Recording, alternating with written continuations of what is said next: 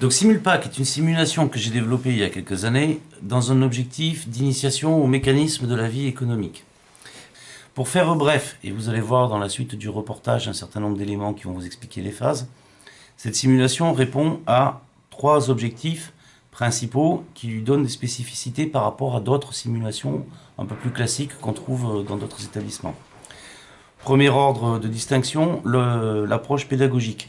L'idée, c'est d'apprendre l'articulation des différents métiers par la pratique. Comment je vais articuler la fonction commerciale avec la fonction bureau d'études, avec la fonction des méthodes, la fonction des achats, etc. Le second axe de distinction, de séparation, c'est la didactique. C'est-à-dire que l'idée, c'est qu'au fur et à mesure de chacune des périodes, et vous verrez des feuilles de résultats, y compris dans ce reportage, vous allez devoir apprendre à trier des indicateurs, à déterminer ceux qui sont pertinents, ceux qui ne le sont pas, et à essayer de vous faire un certain tableau de bord de ce qui vous parle le plus. La troisième spécificité, c'est l'aspect pragmatique.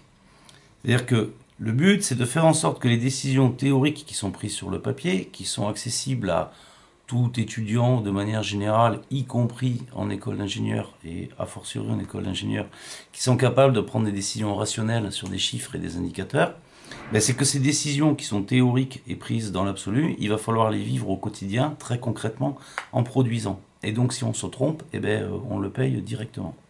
Donc ça, c'est l'aspect pratique, c'est le lien entre les décisions fonctionnelles et le post-opérationnel, l'approche opérationnelle.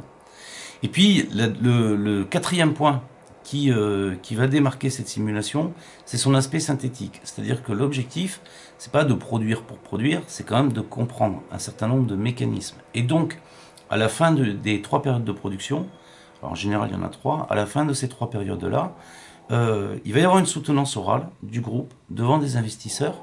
Et l'objectif est d'arriver, avec un peu de recul, d'arriver à faire une synthèse des forces, des faiblesses, des améliorations possibles, des marges de manœuvre de l'organisation qui a été mise en œuvre. Et cette vision synthétique est probablement là où l'ensemble des acquis prennent du sens par rapport à ce qui a été fait pendant la simulation.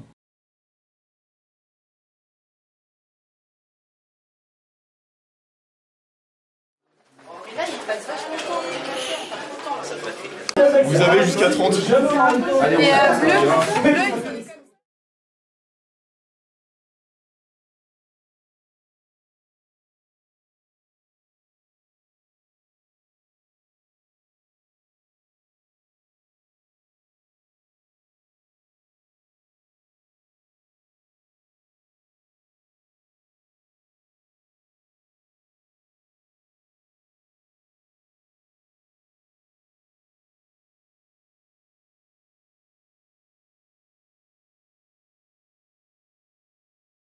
Et donc là, on voit bien le pliage.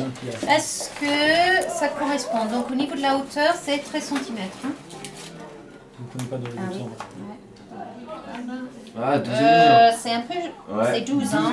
Particulier, a priori blanc avec une typo bleue, c'est exactement ça. Ok, ne pas jeter sur voiture. nature. n'est pas bien fait. Votre logo.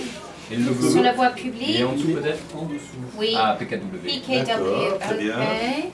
À consommer jusqu'à... Ouais, il faut que ça soit...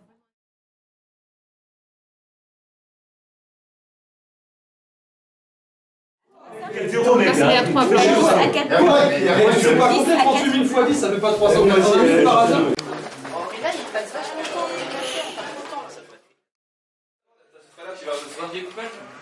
je fais quoi? Dans ce sens-là? Je vais dans ce sens-là. Il faut alors qu'on fasse comme ça. Voilà, c'est comme ça. Il y a une structure de. Tu mettras la languette à l'intérieur. Et du coup, il arrive. C'est bon, il arrive. Fais pas chier, fais autant que je connais bien. C'est une question.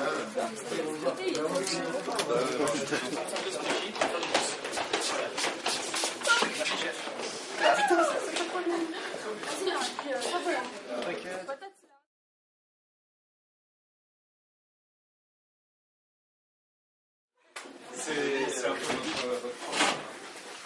ça c'est à toi au moment de la négociation, tu ne dois pas dire ça.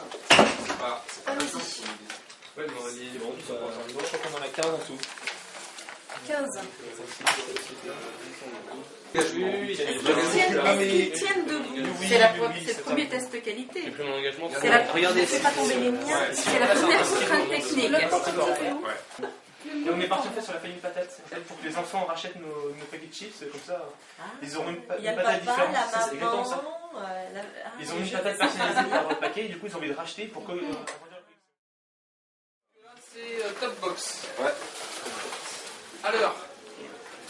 Oui. Faut les reprendre. Voilà. Donc ça en fait 4 au rebut.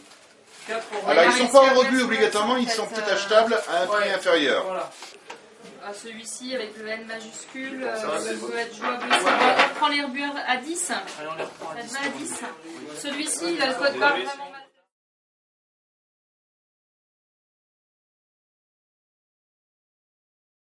Deux indicateurs principaux que vous voyez. Le premier, c'est le taux de service client. Le taux de service client, c'est quoi? C'est par rapport à ce que le client vous a commandé, c'est combien vous lui livrez avec le bon niveau de qualité, dans les délais requis, dans les standards requis et dans les quantités requises. Le taux de service client, c'est au moins 95%.